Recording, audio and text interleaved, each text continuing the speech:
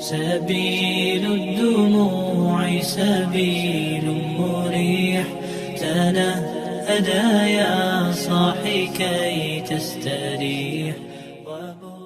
Assalamualaikum warahmatullahi wabarakatuh. Bismillahirrahmanirrahim. Tabarakalladzi nazzalal furqana ala 'abdihi liyakuna lil 'alamina nadhira. Allahumma shalli wa sallim ala sayyidina Maulana Muhammad wa ala alihi wa sahbihi asma'in. Nama ba'du.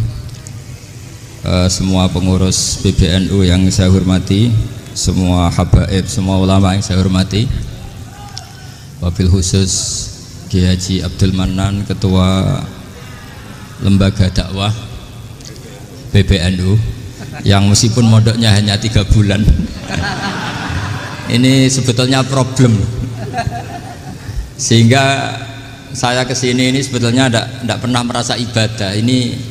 Ini bukan dakwah, ini show dakwah. Jadi yang namanya dakwah itu ya orang-orang di kampung nggak bisa ngaji, diajarin ngaji. Seperti saya di Jogja, di Rembang. Kalau ini show dakwah. Dan ini ada agak kesalahan karena mondoknya hanya 3 bulan. Jadi tidak bisa bedakan mana dakwah, mana show dakwah. Ini jelas show itu. Mungkin yang benar-benar dakwah yang sekarang sedang bikin masjid di pedalaman Kalimantan, pedalaman Sulawesi, atau saudara-saudara kita yang di Korea. Saya kemarin di Korea itu dakwah betul. Kalau ini agak-agak tontonan. Ya tapi masih bagus lah melihat wajahnya habib ulama itu ibadah. Tapi begini ya, yang jelas saya berharap sekali saya diundang sekali ini saja, jangan diulang. Karena mencintai ulama itu baik, tapi ngatur ulama itu dosa. Ini murah. Jadi ini harus dicatat. Jadi Imam Malik itu kalau diundang tuh marah, meskipun yang undang tuh seorang raja zaman itu, Harun ar-Rasyid. Beliau minta supaya Imam Malik baca Muwatta di istana untuk anak-anaknya, padahal seorang presiden mau ngajari anak-anaknya. Imam Malik marah, masyhur gitu. Al ilmu yu'ta la ya'ti. Ilmu disowani, ora kok ilmu yang sowan. Di mana-mana timba itu ke sumur apa sumur yang ketimba? Timba ke sumur. Ini agak kecelakaan. Pakai air pump. air pump katanya. Ini udah banyak air. Sehingga saya kata orang banyak itu di SK-kan PBNU, tapi itu tidak pernah saya pikir. Karena saya melakukan kebaikan itu sebelum dapat SK. Saya ngajar sebelum dapat SK, saya dakwah di mana-mana sebelum dapat apa? SK. SK saya langsung minallahi ta'ala, dari Allah Ta'ala. Jadi kalau PBNU niatnya ikrar bahwa orang yang sudah manfaat diangkat, itu saya terima. Tapi kalau merasa ngangkat saya, tak lawan di pengadilan. Karena saya sudah jadi kiai sebelum diangkat PBNU. Ya ini saksikan ya para muhibin saya. Jadi kalau SK itu ikrar, ngakui kalau Gus Bak manfaat, saya terima. Kan hanya ikrar saja, Pak. Tapi kalau merasa ngangkat dari bawah ke atas, itu tak lawan sampai apa? Pengadilan, sampai di akhirat. Tersangkanya ya yang sedang jabat sekarang. Tapi saya yakin enggak. Kiai Miftahul Ahyar itu orang alim karena alumni Sidogiri dan menantunya Syekh Duki. Di antara gurunya itu pernah mbah mertua saya, karena istri saya orang Sidogiri. Beliau juga besanan sama keluarga Lasem, saya ini Durriyah Lasem.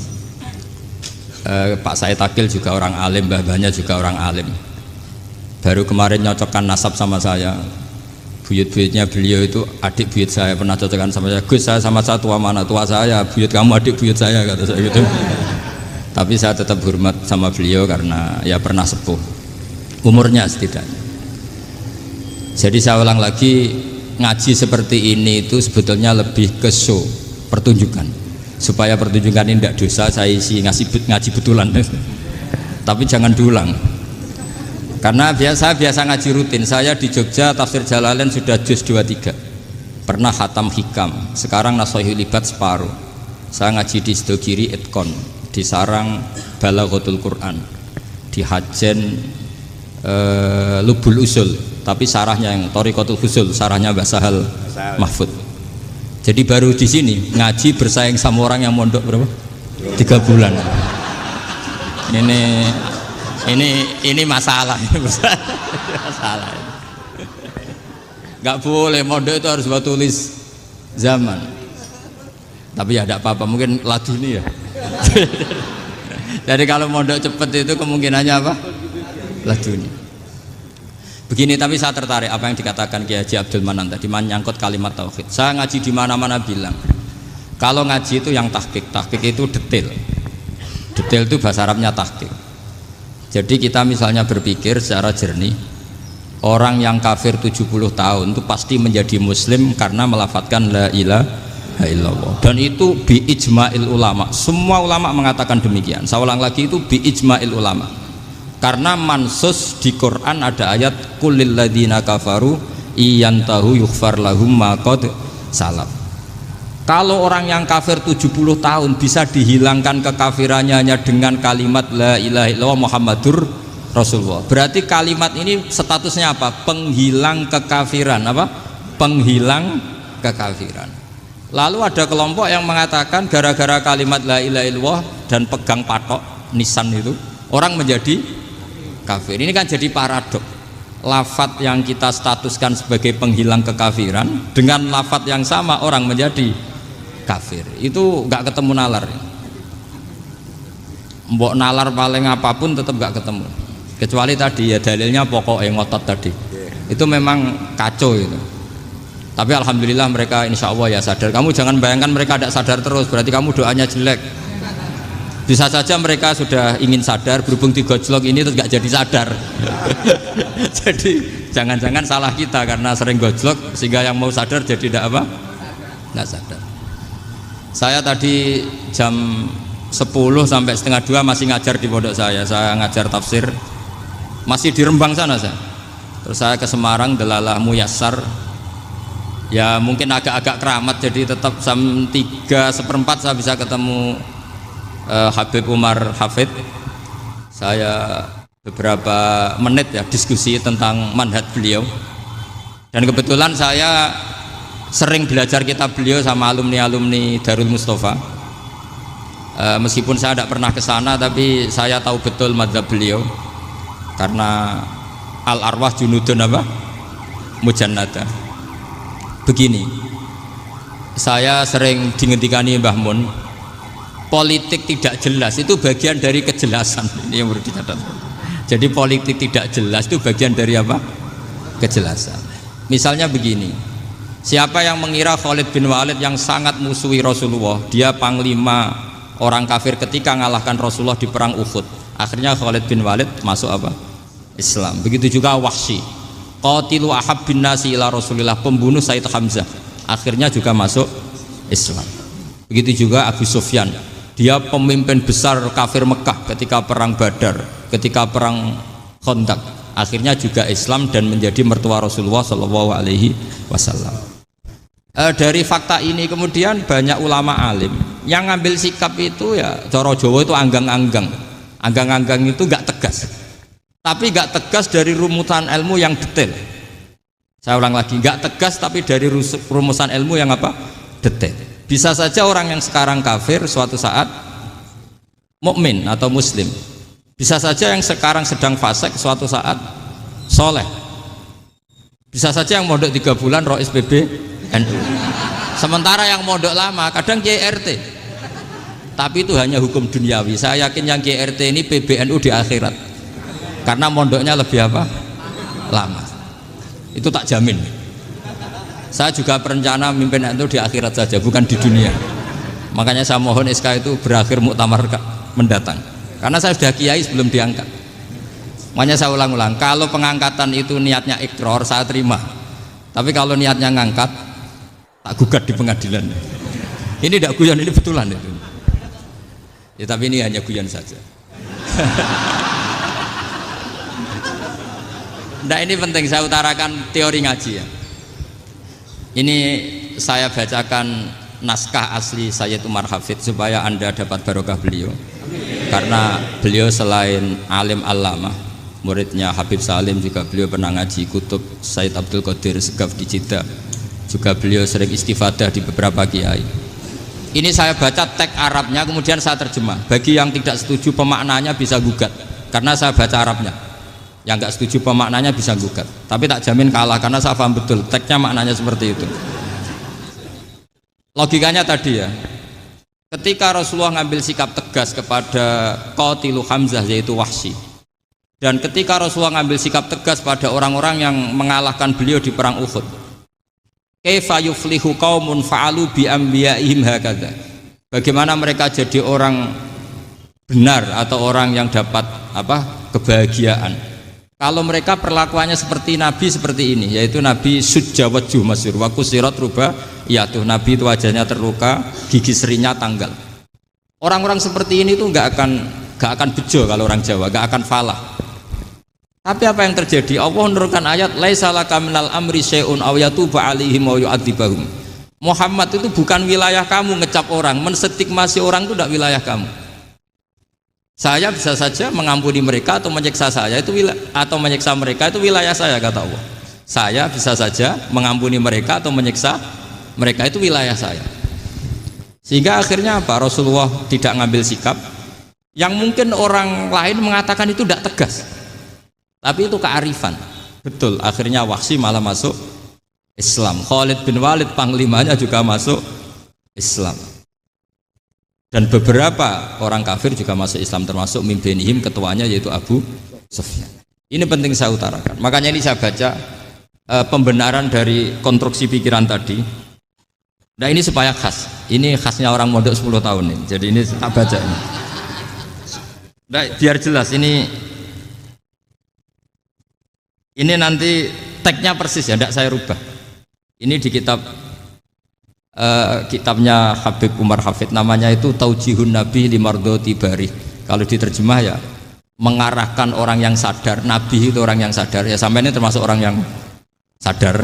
Limardoti Robbi menuju mendapat ridho Tuhan atau Allah Subhanahu Wa Taala. Saya baca tagnya ini di halaman 179. Ini tidak ada yang saya rubah, tidak saya kurangi. Bismillahirrahmanirrahim. Fala budda an nuwattina qulubana ala annana khodamatu ahli hadzal qaul wa yattali'u Allah min qulubina annana na'taqidu imkaniyata ayyasfa'a fi ahadina yaumal qiyamati man huwal ana kafirun yuslimu faya'lu sya'nu indal haqqi fayakunu sababan li kholasika fil qiyamah yumkinu dzalik.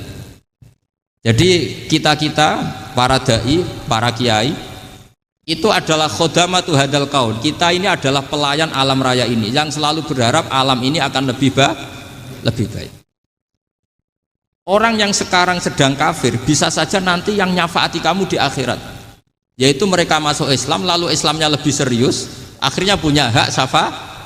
Sementara kamu Islam mulai kecil tapi biasa-biasa saja seperti ini, mulai dulu ngaji terus sama Ki Abdul Manan, nggak pernah yang ngisi ngaji. Itu artinya nggak ada perkembangan. Makanya saya nggak ingin ngaji lagi, karena saya ingin perkembangan Anda nanti tukang mengisi, bukan yang diisi. Kalau saya nanti ngaji lagi di sini, artinya Anda kalau tetap mendengarkan itu tidak ada perkembangan. Pantas saja semulang Gus Bahak sampean sing ngaji. Sekali-kali ada perkembangan, saya ngaji sampean yang mulang, itu bagus itu. Meskipun itu perkembangan yang menyesatkan.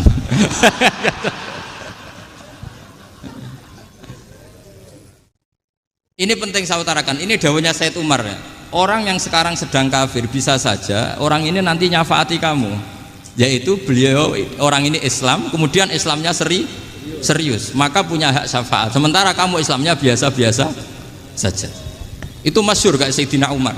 Sayyidina Umar Islam di hari itu langsung makomnya makom yang a'la, sehingga mengalahkan yang sudah Islam lebih lama. Karena Islamnya Umar itu menjadi izzatul Islam betul. Makanya jangan benci orang tegas teman-teman, kadang ya ada baiknya. Abu Bakar itu sudah Islam tapi layinal janib, orangnya santun. Kalau dipisoi orang yang menengahi lah, kira-kira seperti itu.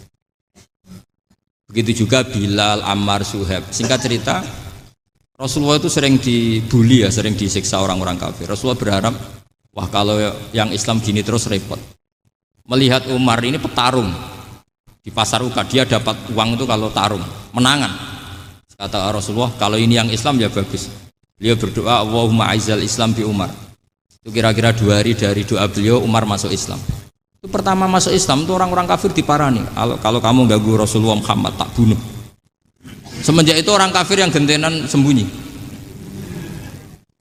Sehingga kata para mereka yang Islam selalu jaya mut aslama Umar, ketika Umar masuk apa? Islam. Itu dalam satu hari Islam itu Rasulullah sudah ngendikan Umar yang Islam sehari ini imannya kalau ditimbang separuh ahli dunia masih unggul sama Islamnya Umar. Nah, bisa saja seperti itu.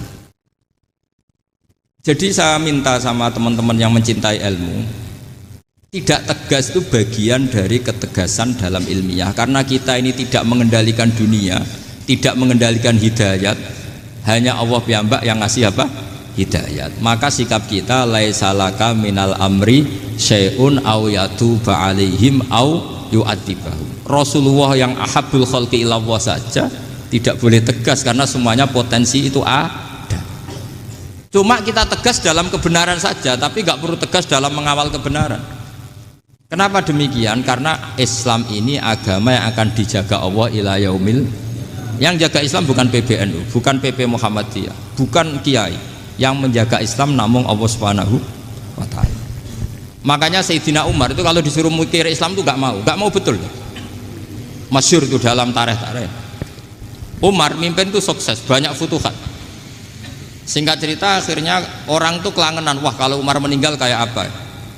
Sehingga Abdullah bin Umar setiap jalan-jalan tuh dibully. Kalau sekarang dibully, ya Abdullah bin Umar, bapak kamu itu gimana? Sudah sepuh mau meninggal kok tidak suksesi. Kalau saja ada orang penggembala kemudian meninggalkan kambingnya di hutan, kamu anggap orang yang mudoyik enggak, menyanyiakan kambing itu enggak? Ya iya, kata Abdullah bin Umar.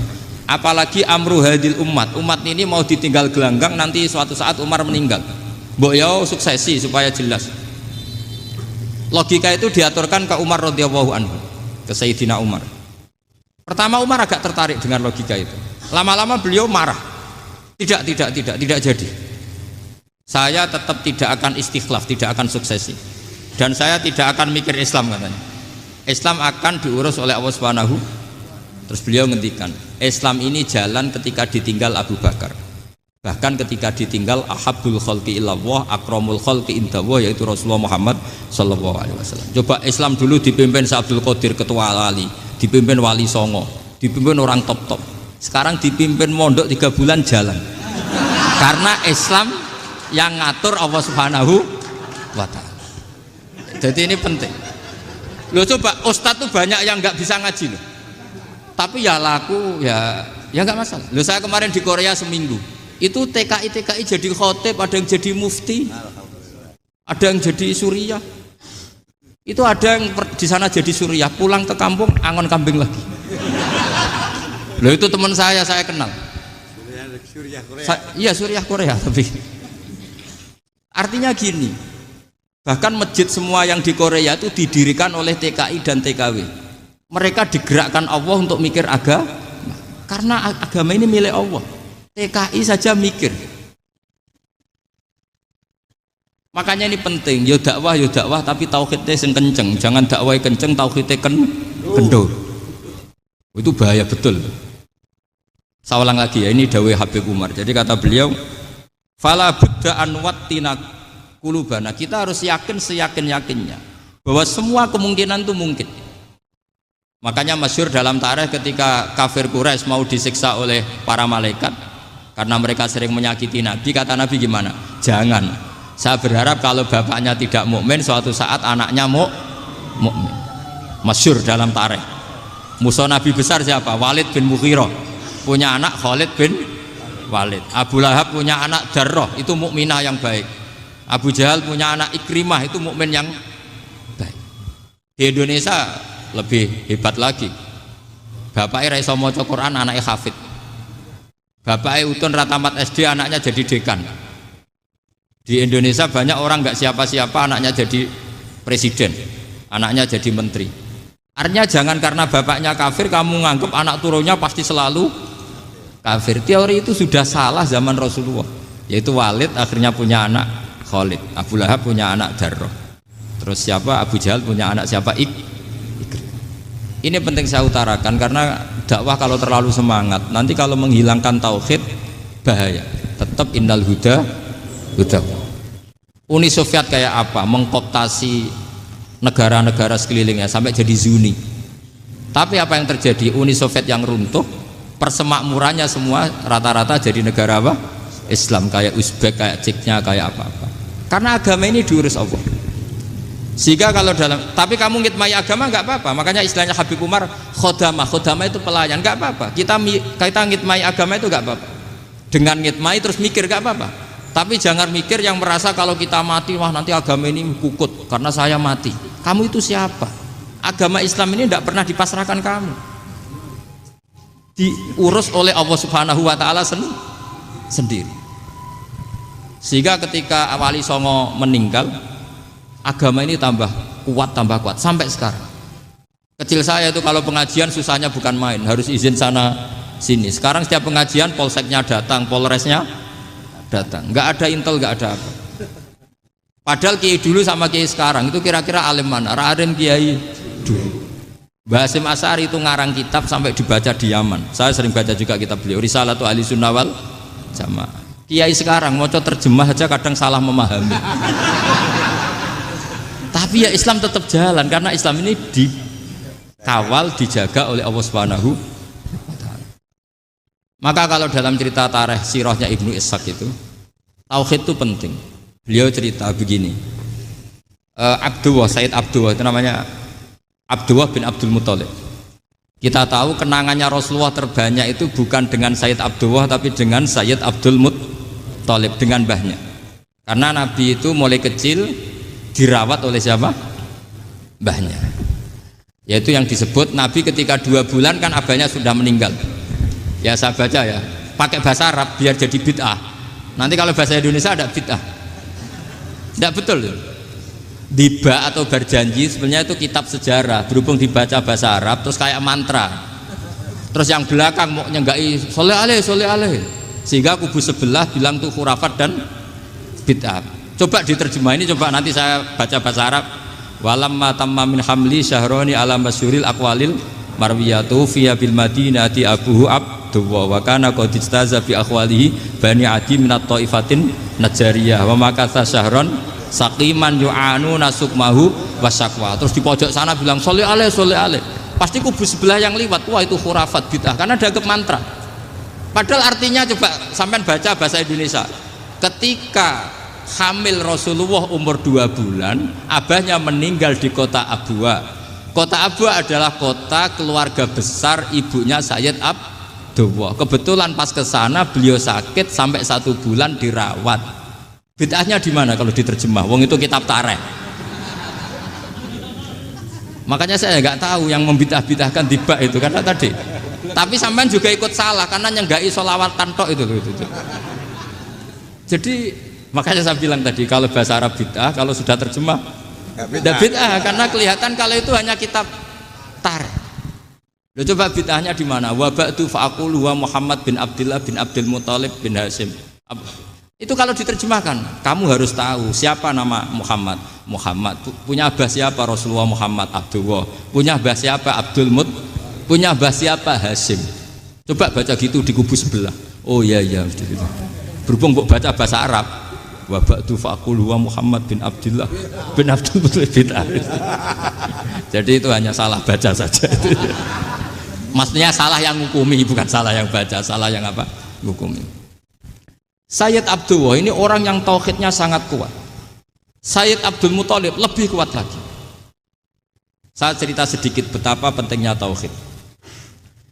Ketika pasukan Abraha bawa pasukan gajah mau menyerang apa? Ka'bah. Itu sebelum menyerang itu semua aset-aset milik orang kafir Quraisy, milik orang Quraisy lah. Itu ditawan, diambil, termasuk milik Sayyid Abdul Muthalib, milik Abdul Muthalib. Terus ketika mau masuk Ka'bah, mau masuk Mekah, kata Abraha, man sayyidu hadal wadi, siapa yang kamu tuakan, yang kamu pertuan di sini? Oh, Abdul Muthalib. Abdul Muthalib itu dipanggil, itu auranya luar biasa. Abraha yang di tempat perkemahannya itu harus duduk di atas karena dia raja, itu duduk di atas gak berani. Saking wibawanya Abdul Muthalib, ini mbahnya Rasulullah. Akhirnya Abraha bilang gini, saya duduk di bawah tidak mungkin karena saya raja. Kamu duduk jejer saya tidak mungkin karena nanti umat saya kecewa karena raja kok disaingin gitu. Ya sudah, santai berdiri-diri kita ngomong. Akhirnya Sayyid Abdul Muthalib tadi diomongin gini, saya itu tidak ingin merusak orang-orang Mekah, orang-orang Quraisy. Saya hanya kecewa punya tempat ibadah dikencingi, diberakin sehingga saya mau merubuhkan Ka'bah. Tapi dengan damai, nggak ada perang. Apa jawabnya Abdul Muthalib? Lucu. Nggak apa-apa, Ka'bah kamu robohkan silakan, nggak apa-apa. Yang penting unta saya yang kamu sita kembalikan. Harta saya yang 100 unta kamu sita kamu kembalikan. Itu Abraha kagetnya bukan main. Kaget karena kamu itu pemimpin apa? Tadi saya hormat kamu karena kamu tak anggap orang hebat. Hadhil Ka'bah dinu abaika, ini Ka'bah itu agama kamu. Pas saya hancurkan kok kamu tenang-tenang saja. Padahal pas mau saya hancurkan kamu tenang-tenang saja, malah tanya unta kamu itu gimana? Apa jawabnya Abdul Muthalib? Inna lihadal baiti robban hamahu, sebab Ka'bah itu ada yang punya dan pasti akan melindungi Ka'bah. Tapi kalau unta itu milik saya, ini urusan saya, ini unta. Jadi inna lihadal baiti robban hamahu itu tidak milik saya, itu ada yang punya. Ya sudah, biar yang punya aja yang jaga, itu tidak urusan saya. Akhirnya unta dikembalikan, aman deh, untung double. Terus akhirnya dia ke Ka'bah, fa'akhudha bi halaqatil bab, karena dulu apa itu halaqatil bab, karena dulu itu yang dipakai apa itu pegangan itu bentuknya apa, bulat, makanya diistilahkan halaqah apa, bulat. Kalau sekarang halaqah ilmiah itu seminar. Tidak. Halaqah itu buruhi lain lagi. Ya. Pegang terus bilang gini, kata Abdul Muthalib, ya Allah, Ka'bah ini mau dihancurkan oleh Abraha, Ka'bah ini milik kamu. Saya mau ke gunung, mau melihat apa yang kau lakukan terhadap orang yang mau merusak Ka'bah. Terus Abdul Muthalib bilang ke umatnya, wa ya qaumi, ayo kita ke gunung melihat ma fa'ala rabbuna, apa yang akan dilakukan Tuhan kita terhadap orang yang mau menghancurkan Ka'bah.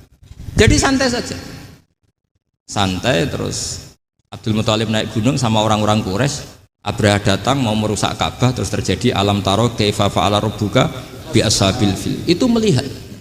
Dan betul Ka'bah dijaga Allah. Islam juga gitu. Ketika Islam dikoptasi Uni Soviet, semua ulama, semua wali perasaannya hanya nunggu kehancuran Uni Soviet, karena pasti agama ini dijaga Allah. Saya setiap sholat, setiap munajat, kata ketika baca Rabbana lakal hamdu bil samawati wa mil'ul ardi. Dulu saya iskal itu janggal.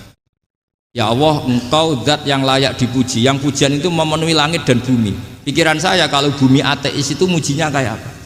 Tapi Masya Allah, ketika saya datang di Korea, bumi ateis, ternyata di sana banyak masjid, banyak tasbih, bahkan ada sakduna di sana. Karena Allah sudah ngendikan lakal hamdu mil'us samawati wa mil'ul ardi. Dan sekarang nyata, semua bumi ateis, bumi apa saja, ada tasbihnya, ada tahmidnya. Makanya sadaqallahul adzim ketika ngendikan sanurihim ayatina fil afaq walladzi arsala rasulahu bil huda dinil haqqi liyuzhirahu 'alad dini kulli. Makanya saya mohon sekali bahwa agama ini harus kamu khidmah. Tapi enggak boleh kamu pikir. Atau dibaliklah, khidmah maka memikir. Tapi tidak usah GR bahwa agama ini diserahkan sampean. Saya juga enggak ridho. Agama kok diurus orang-orang kayak gini, kayak apa nasibnya? Jadi ini penting, karena rata-rata kiai alim itu tidak jelas. Terus oleh orang-orang yang nggak pernah ngaji itu, wah ini nggak jelas, nggak tegas. Islam itu harus tegas. Maksudnya tegas itu kayak apa? Tegas itu di wilayah kita. Kalau istri kamu mau diperkosa orang itu boleh tegas, itu wilayah kamu. Tapi kalau hidayat itu wilayahnya Allah Subhanahu wa Ta'ala, kita tidak pernah tahu. Bahkan yang sudah Islam saja, nyuwun sewu, itu nggak ada jaminan mati husnul. Kita tahu dalam sejarah Sa'labah itu dapat gelar hamamatul masjid, merpatinya masjid. Tapi kita tahu akhirnya Sa'labah itu apa? Su'ul khotimah. Sampai dalam Islam selalu diajarkan ya muqallibal qulub tsabbit qalbi ala din. Jadi kalau kita sendiri saja masih ingin selalu husnul khotimah, agak ada ruang untuk mudah menvonis orang lain. Makanya saya salut sekali ketika Habib Umar menulis kita semua ini mengkhidmati hadal kaun, dan selalu berharap bisa saja suatu saat orang yang sedang kafir bisa saja suatu saat muslim. Nah soal kalau yang sama yang harbi menyerang kita ya tarung. Kalau Artinya kalau yang merangi kita ya kita wajib perang, kalau enggak ya habis kita. Seperti kita lakukan ketika diserang Belanda. Tapi ketika mereka musta'man, dhimmi, mu'ahad, orang-orang kafir yang mau berdamai dengan kita ya kita damai. Sebagaimana yang dilakukan Rasulullah SAW ketika berdamai dengan kafir Quraisy yang dipimpin Suhail bin Amr. Masyhur itu dalam tarikh. Singkat cerita kan Sayyidina Ali ini pernah konflik sama orang Khawarij. Kata Sayyidina Ali, ya sudah lah, namanya kita musuhan, kita tidak usah ketemu, pakai mediator, kata Sayyidina Ali.